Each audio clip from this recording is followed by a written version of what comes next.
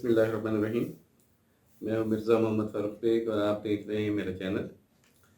آج ہم جس ٹاپک پہ بات کرنے جا رہے ہیں وہ شہری علاقوں میں خاص طور پر بہت زیادہ اہمیت کا حامل. اور آج کا ہمارا ٹاپک ہے قانون کرایہ داری، جسے عرف عام میں رینٹ لاز کہتے ہیں. اب جو مروج قانون ہے وہ ہے پنجاب رینٹڈ پریمیسز ایکٹ 2009. یہ قانون رینٹ کے متعلق جتنے بھی معاملات ہیں ان تمام کو ڈیل کرتا ہے. اس قانون کے نفاذ سے پہلے پنجاب میں پنجاب رینٹ ریسٹرکشن ایکٹ 1959 مروج تھا، اور یہ قانون بھی مستعار لیا گیا تھا West Pakistan rent restriction ordinance 1956 سے. بعد میں پنجاب امینڈمنٹ ہوئی اور پنجاب امینڈمنٹ کے بعد اس کو ادھر نافذ کر دیا گیا. اس قانون میں بہت ساری کمیاں تھیں. اگر ہم یہ کہیں کہ کرایہ دار اور مالک دونوں کے حقوق کو تحفظ دینے میں وہ قانون اتنا کامیاب نہ ہوا، کیونکہ ہم نے دیکھا کہ جو درخواستیں پنجاب رینٹ ریسٹرکشن ایکٹ کے تحت دائر ہوئیں وہ 10 سال میں چلی، اور بعد میں جو اس کا فیصلہ آیا وہ شاید دونوں لینڈ لارڈ اور جو ٹیننٹ ہے ان دونوں کو اس پہ کوئی خاص خوشی نہیں ہوئی. 2009 میں پنجاب رینٹڈ پریمیسز ایکٹ کا نفاذ ہوا. یہ ایک ایسا قانون ہے جس میں مالک مکان اور کرایہ دار ان دونوں کی ریلیشن کو بہت بہتر طریقے سے مناسب طور پر بحال رکھتے ہیں اور اس کو ایک باقاعدہ قانونی شکل دینے کے لیے پورا ضابطہ کار فراہم کیا گیا. جیسے اگر ہم بات کریں کہ پنجاب رینٹڈ پریمیسز ایکٹ کے تحت اگر بلڈنگ کی ڈیفینیشن اگر بیان کی گئی ہے نا، تو بلڈنگ میں جو لیجسلیٹر تھا اس نے تمام کنٹینٹس کو بیان کیے کہ اگر بلڈنگ ہے تو اس کا مطلب صرف یہ نہیں ہے کہ ایک کنسٹرکٹڈ مکان ہے یا ایک اس قسم کا کوئی آفس ہے جس کو ہم صرف بلڈنگ کا نام دیں گے. نو، بلڈنگ میں اوپن سپیس بھی ہو سکتی ہے جو کہ رینٹ کے لیے لیا جائے، لیکن اس کی شرط یہ ہے کہ وہ ٹریڈ کے لیے یا ریزیڈنس کے لیے یا کمرشل ایکٹیویٹی کے لیے استعمال ہو رہی ہو. اگر وہی اوپن لینڈ صرف اگر زرعی مقاصد کے لیے استعمال ہو رہی ہے تو پنجاب رینٹڈ پریمیسز ایکٹ کا اس پہ اطلاق نہیں ہوگا. اگر کسی بلڈنگ کے ساتھ کوئی اوپن سپیس ہے وہ اس میں شامل ہوگا بلڈنگ کی ڈیفینیشن میں. اسی طرح اگر خالی اوپن سپیس ہے جو کہ کوئی بندہ گودام کے طور پہ لیتا ہے کہ جناب میں نے یہاں گودام بنانا ہے، تو وہ بھی بلڈنگ کی ڈیفینیشن میں آئے گا اور رینٹڈ پریمیسز بھی وہی ہوگا. اب بعد میں جو ہم آگے تھوڑا سفر کریں اس کے ڈیفینیشنز کی طرف، تو لینڈ لارڈ کی بھی بہت کمپریہنسو ڈیفینیشن سامنے آتی ہے کہ لینڈ لارڈ ہر وہ شخص شامل ہے جس نے کہ کوئی اپنا مکان، کوئی پراپرٹی کرائے پہ دی اور وہ اس کا کرایہ وصول کرتا ہے، وہ مالک مکان کہلائے گا. اب اس میں ضروری نہیں ہے کہ جو شخص کرایہ وصول کرتا ہے وہ اس پریمیسز کا مالک بھی ہو. کوئی بھی ایسا شخص جسے کہ مالک یا جو آتھورائز شخص ہوتا ہے وہ مقرر کرتا ہے کہ آپ کی ڈیوٹی ہے آپ نے کرایہ وصول کرنا ہے، وہ بھی لینڈ لارڈ کی ڈیفینیشن میں آئے گا. لیکن اس میں دو کنٹینٹس ہو گئے. نمبر 1 کہ اس کے پاس اختیار ہو کہ وہ پراپرٹی کرائے پہ دے سکتا ہو. نمبر 2 وہ کرایہ لے بھی، مطلب یہ کنڈیشن کرایہ بھی لینے کا اختیار رکھتا ہو، پراپرٹی کرائے پہ دینے پہ کا بھی اختیار رکھتا ہو، تو وہ ڈیفینیشن میں آئے گا لینڈ لارڈ کی. اب دوسری طرف اب ہم جائیں ٹیننٹ کی ڈیفینیشن میں آ جاتے ہیں.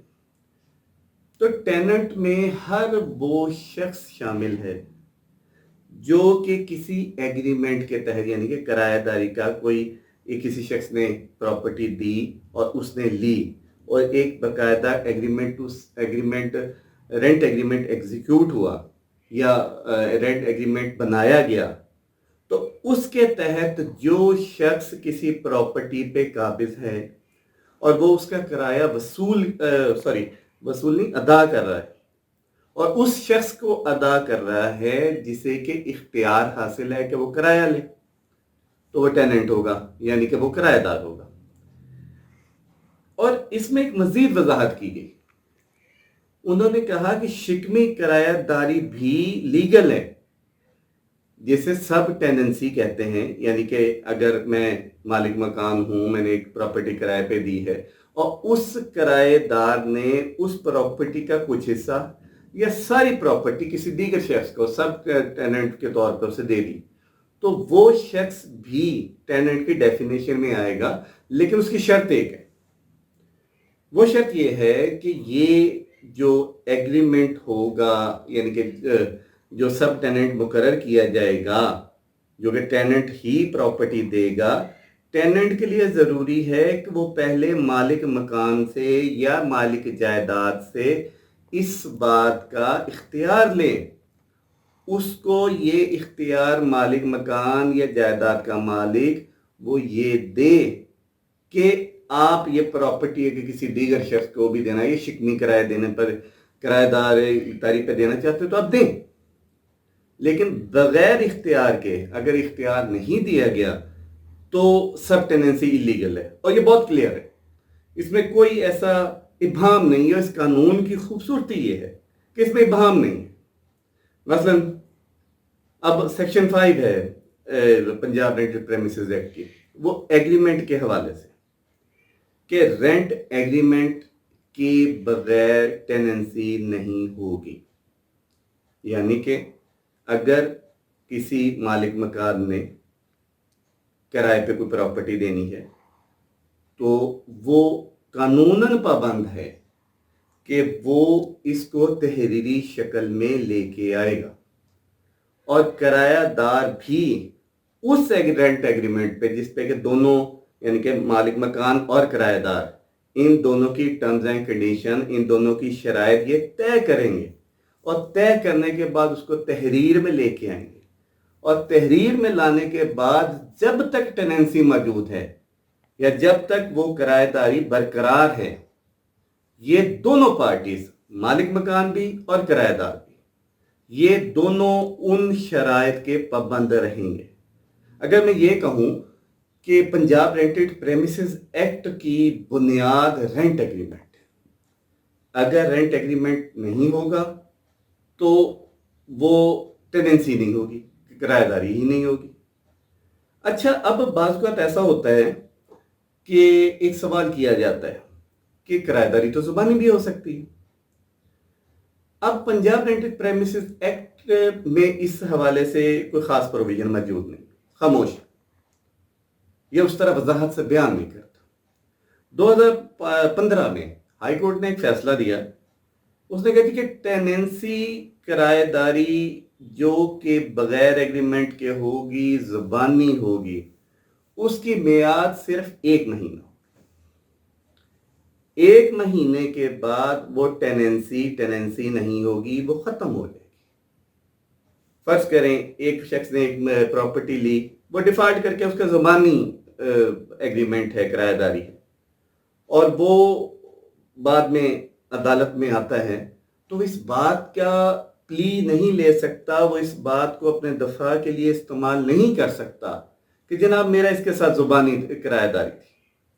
کیونکہ زبانی کرایہ داری کی مخصوص میعاد اعلیٰ عدالتوں نے مقرر کر دی کہ اگر زبانی کرایہ داری ہوگی تو اس کی میعاد صرف 1 مہینہ ہوگی، اور 1 مہینے کے بعد یہ کرایہ داری ختم ہو جائے گی۔ دونوں پارٹیز، مالک مکان اور کرایہ دار، وہ پابند ہے کہ اس کو تحریری شکل میں لے کے آئے۔ اب تک کی جو ہم نے ڈسکشن کی، ہمیں اس معلوم ہوا کہ پنجاب رینٹڈ پریمیسز ایکٹ 2009 کے تحت لینڈ لارڈ کی وضاحت موجود ہے۔ کوئی شخص بھی ہو سکتا ہے جس کو کہ اختیار ہو، وہ مالک بھی ہو سکتا ہے، اور مالک کے علاوہ کوئی شخص بھی ہو سکتا ہے جسے کہ اصل مالک نے اختیار دیا، وہ لینڈ لارڈ ہو سکتا ہے۔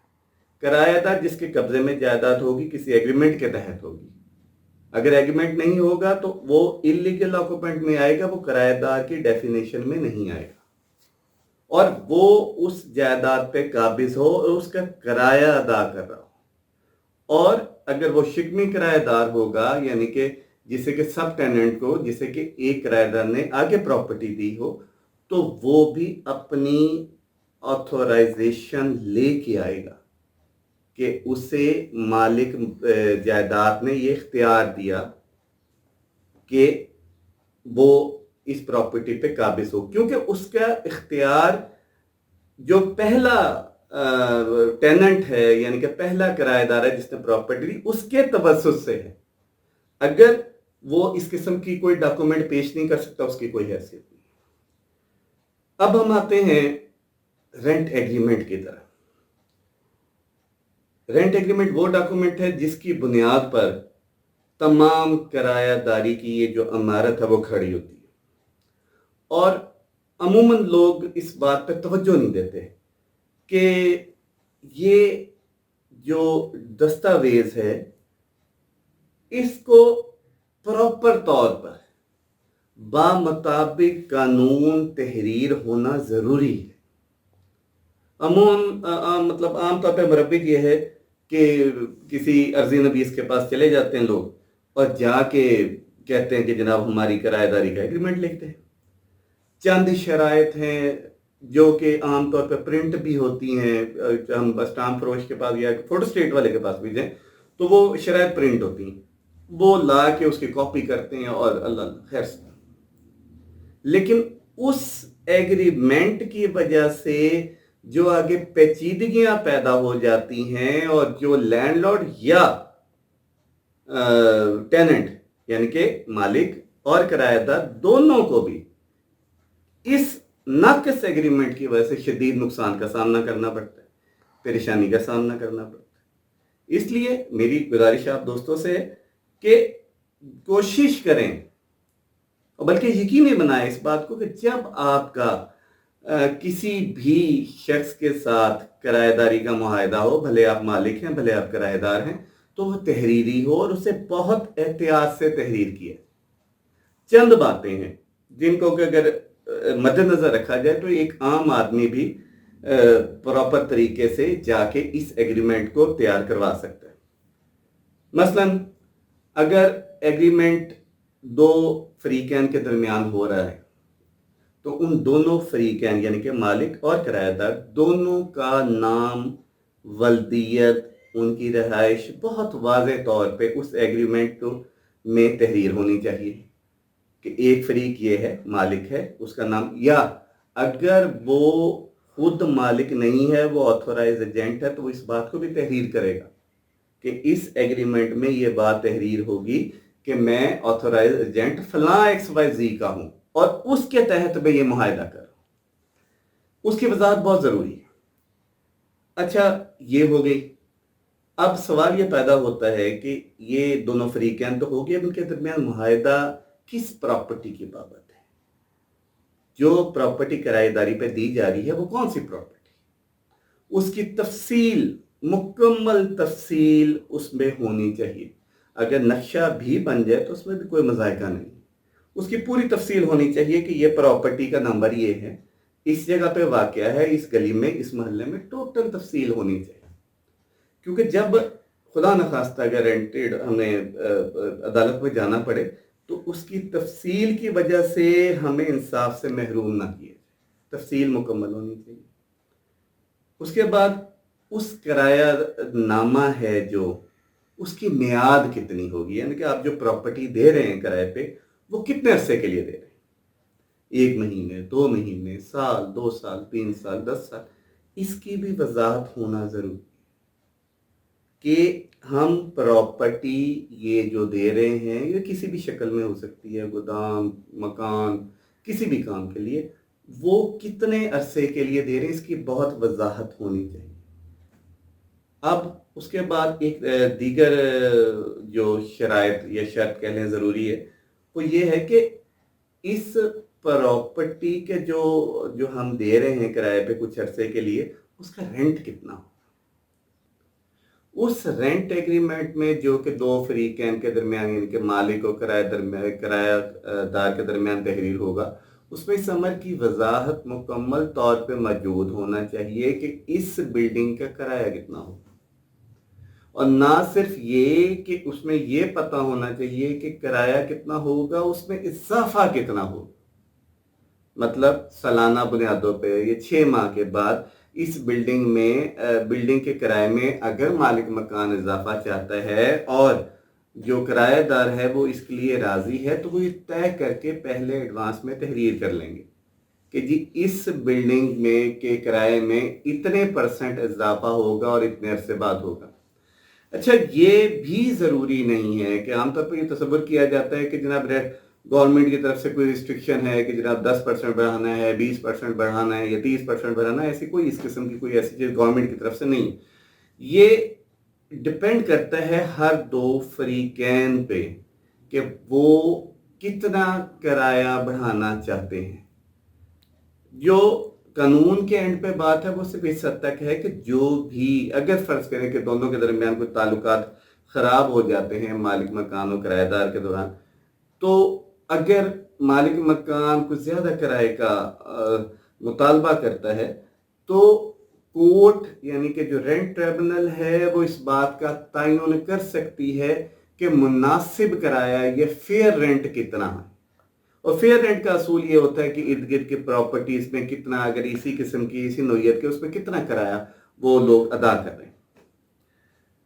खैर, इसकी वजाहत होगी। अच्छा, इसमें एक और बहुत अहम बात है, जो एडवांस होगा उसको भी मेंशन करना होगा। बात होता है कि जनाब ये किराया, मतलब जो प्रॉपर्टी किराए पे दी जा रही है इसका इतना एडवांस हो, और वो उसमें तहरीर किए जाना, उस रेंट एग्रीमेंट में तहरीर किया जाना जरूरी। अच्छा, इसमें एक और वजाहत भी जरूरी है कि जो एडवांस किराया या सिक्योरिटी के तौर पे अमाउंट जमा करवाई जाएगी, जो कि जिसकी के वजाहत उस रेंट एग्रीमेंट में मौजूद होगी, उसके अलावा अगर कोई दीगर जो आप रकम देते हैं मालिक मकान को या मालिक दुकान को, मालिक जायदाद को, उसकी भी वजाहत मौजूद होना चाहिए कि ये सिक्योरिटी है। अब इसमें सिक्योरिटी और एडवांस किराया ये एक अलहदा चीज़ है, और जिस तरह यहाँ भी मुल्तान में, ख़ास तौर पर लाहौर में, ये बहुत मुरव्वज है कि पगड़ी पे जायदाद ली जाती है। पगड़ी का पहले तसव्वुर जो था वो इतना वाज़ेह नहीं था, पंजाब यानी कि जो रेंट के लॉज थे उसमें इतना वाज़ेह नहीं था, लेकिन अब इस पगड़ी के स्टेटस को भी बाकायदा कानून की प्रोटेक्शन हासिल है। और ये जो पगड़ी की अमाउंट है, अगर फर्ज करें हम उसमें तहरीर करना है तो उसकी भी वजाहत की जाए। और ये ज़रूरी नहीं होता कि ये जो पगड़ी की अमाउंट है ये एक फिक्स अमाउंट होगी। बाज़ का खास तौर पर पगड़ी के मामले में तो आला अदालतों ने इकरार दिया है कि जब किसी मौके पर सालों के बाद अगर पगड़ी की रकम वापस करनी हो, और फर्ज करें वो किराएदार कहता है कि जी मैं मजीद, या जो उस मौजूद किराएदार वो कहता है मैं मजीद रखना नहीं चाहता, तो उस पगड़ी की अमाउंट का भी तयन होगा। मतलब 10 सालों में करेंसी की वैल्यू कहीं से कहीं चली गई तो कोर्ट इस बात का भी तयन कर सकती है। ये एक जुज़वी तौर पे मैंने बात अर्ज की है, इस पर बाद में बात करेंगे, बड़ी तफसीली बात करेंगे। तो मैं अर्ज कर रहा था کہ اس اماؤنٹ کا ایڈوانس کا اس کا بھی اس میں واضح طور پہ تحریر کیا جانا ضروری ہے۔ اس پراپرٹی کی جو تفصیل ہے کہ اس میں کیا کیا چیزیں شامل ہے، کچھ اگر آپ فرنیچر اور فکسچر جو ہیں وہ بھی بلڈنگ کی ڈیفینیشن میں، اس پراپرٹی کی ڈیفینیشن میں آتا ہے۔ اگر کرائے پہ دی گئی جائیداد میں اگر کوئی بلڈنگ کوئی ایسے فرنیچر موجود ہے یا اس پہ کچھ ایسے ایکوپمنٹ موجود ہیں، وہ سب اس کا حصہ تصور کیا جائے گا، اس کی اگر وضاحت کی جائے تو بہتر ہے۔ اس کے علاوہ یوٹیلٹی بلز وغیرہ جو اس کی پیمنٹ ہے، ڈیوز ہے، پراپرٹی ٹیکس وغیرہ ہے، اس سب کی بھی وضاحت اس ایگریمنٹ میں، رینٹ ایگریمنٹ میں ہونا ضروری ہے۔ اس کی وجہ یہ بھی ہے کہ قانون سے ہٹ کے اگر ہم معاشرتی طور پہ دیکھیں تو جس بات کی وضاحت تحریری طور پہ ہو جائے اس سے پھر بیک آؤٹ کرنا بہت مشکل ہو جاتا ہے۔ اور ہمارے نبی اکرم صلی اللہ علیہ وآلہ وسلم نے بھی اس بات پر بہت زور دی ہے کہ جب آپ کے درمیان کوئی معاہدہ ہو تو اس کو تحریری شکل میں لے آؤ، اور اس پہ گواہوں کا بھی کہا گیا۔ تو جب ہمارے آقا نے، حضرت محمد صلی اللہ علیہ وآلہ وسلم نے آج سے 1400 سال پہلے اتنا پیارا اصول دے دیا، تو اس پر عمل کرنے میں ہی ہماری دنیا میں بھی نجات ہے اور آخرت میں۔ تو میں عرض کر رہا تھا کہ ان تمام اندراجات کا ہونا ضروری ہے اس رینٹ ایگریمنٹ میں، اور اس ایگریمنٹ کو پنجاب رینٹڈ پریمیسز ایکٹ کے تحت رجسٹرڈ کروانا ضروری ہے۔ گو کہ اگر رجسٹرڈ نہ بھی ہوگا تو پھر اس کے لیے مزید قانون موجود ہے، وہ انشاءاللہ میں آپ کو اگلی ایپیسوڈ میں اس سے آگاہ کروں گا۔ آج یوں سمجھے کہ ہم نے 2 چیپٹر جو ہو گئے پنجاب رینٹڈ پریمیسز ایکٹ کے، اس کو ہم نے کوشش کی ہے کہ مختصر طور پر بہت آسان زبان میں ہم اس کی وضاحت کر سکیں، ہم آپ کو یہ سمجھا سکیں کہ قانون کی منشا کیا ہے۔ اور انشاءاللہ اب ہماری جو اگلی ایپیسوڈ ہوگی، جو پارٹ 2 ہوگا، تو اس میں ہم اس سے آگے چلیں گے کہ جو رینٹ ایگریمنٹ ہے وہ رجسٹرڈ کیسے ہوگا، نہ اگر رجسٹرڈ نہ ہو تو اس کے کیا افیکٹ ہوں گے۔ تو یہ ساری باتیں ہم اگلی ویڈیو میں ڈسکس کریں گے، اور مجھے یقین ہے کہ انشاءاللہ ہماری جو گفتگو آج ہوئی ہے وہ یقیناً آپ کے لیے کچھ نہ کچھ نالج کا باعث بنی ہوگی، اور آپ کے نالج میں اضافہ ہوگا۔ اور ہمیں اپنی دعاؤں میں یاد رکھیے، اور ہمارے اس چینل کو لائک کریں، سبسکرائب کریں، شیئر کریں، تاکہ ہم آئندہ بھی آپ کے لیے قانونی معاملات کے حوالے سے اچھی ویڈیوز لے کے، اور ہم امید رکھتے ہیں کہ آپ ہمیں ضرور دعاؤں میں بھی یاد رکھیں گے اور محبتوں میں۔ السلام علیکم۔